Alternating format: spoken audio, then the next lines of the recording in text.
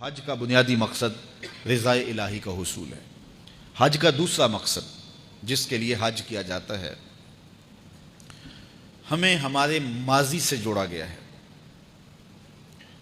دیکھیے، حج کے جتنے بھی مناسک ہیں، اراکین ہیں، اور جو بھی حج کے امور ہیں، ان کو دیکھیے، اس کا تعلق ماضی سے ہے۔ کعبۃ اللہ کی حاضری سے لے کر کے احرام سے شروع ہو کر کے آپ طواف زیارت تک جتنے بھی امور حج دیکھ لیں، یہ ہمارے اسلاف کی یادگاریں ہیں، تو یہ ماضی سے ہمیں جوڑا جا رہا ہے۔ اب کعبۃ اللہ کے طواف اور دیگر معاملات دیکھ لی، حجر اسود کی تقبیل دیکھ لیجئے، اس کا استلام دیکھ لیجئے۔ ہر چکر میں چوم سکتے ہو تو چومو، نہیں چوم سکتے تو کم از کم استلام تو آپ کو ضرور کرنا ہوگا۔ اب اس کو چوما جاتا ہے عقیدت اور محبت کے ساتھ، جبکہ پتھروں سے دور ہٹایا گیا اور اس پتھر کو چوما جا رہا ہے۔ یہ راز حضرت عمر نے کھولا، طواف کرتے ہوئے رکے، حجر اسود کو چوما اور پھر کہا، اے حجر اسود، میں تجھے کبھی نہ چومتا اگر میرے رسول نے نہ چوما ہوتا۔ کسی نے کہا، یہ سمندر پار سے آئے ہوئے لوگ بڑے دیوانے ہیں، ایک بار چوم لیا تو جان چھوڑ دیں، یہ بار بار چومے جا رہے ہیں؟ تو میں نے کہا، صاحب، یہ پتھر نہیں چوم رہے، یہ کسی کے ہونٹوں کا نشان ڈھونڈ رہے ہیں۔ ایک جگہ سے چوما، خیال پڑتا ہے حضور نے ادھر سے نہ چوما ہو، پھر وہاں سے چوما، خیال آتا ہے حضور کے ہونٹ ادھر نہ لگے ہوں۔ تو میں نے کہا، صاحب، یہ پتھر نہیں چوم رہے، یہ کسی کے لبوں کا لمس تلاش کر رہے ہیں، کسی کے ہونٹوں کے نشان ڈھونڈ رہے ہیں۔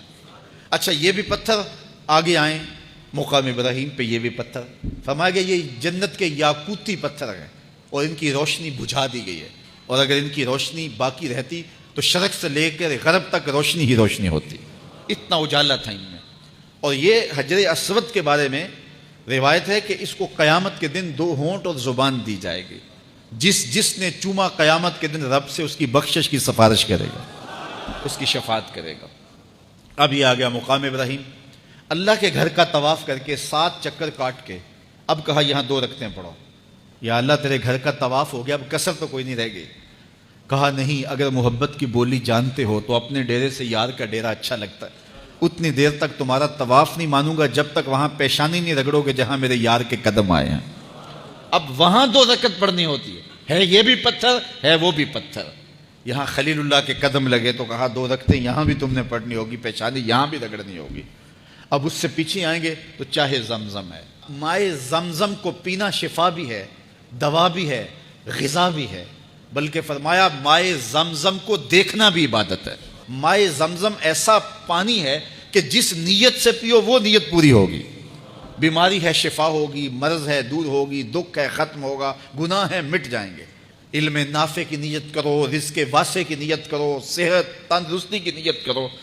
اب یہ پانی کون سا پانی ہے؟ جس نے ایک پیغمبر کے قدم چومے ہیں، حضرت خلیل اللہ کی ایڑیوں سے پھوٹا ہے۔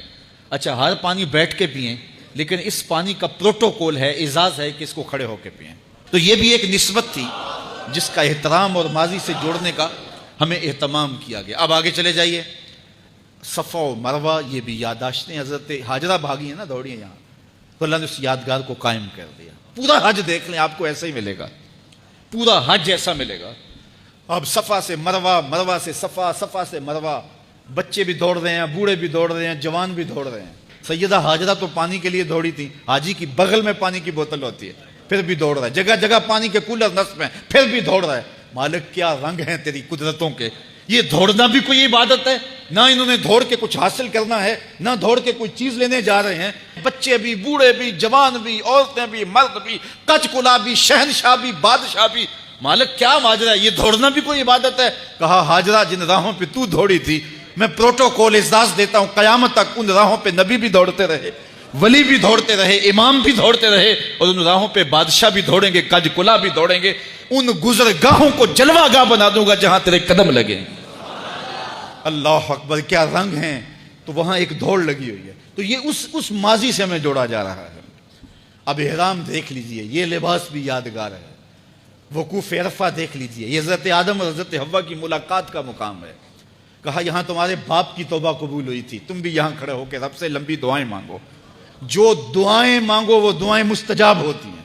اب رمی جمار، یہ بھی ادا ہے کہ کنکر مارنے، اب ان نشانات پہ جہاں شیطان ورغلانے کے لیے آیا تھا، قیامت تک کہا کہ اس خلیل کی ادا کو بھی ادا کرنا ہے۔ ہاجرہ کی ادا کو بھی ادا کرنا، اسماعیل کی ادا کو بھی ادا کرنا۔ حج کا ایک ایک رکن دیکھو، قربانی دیکھو، قربانی بھی یادگار حضرت اسماعیل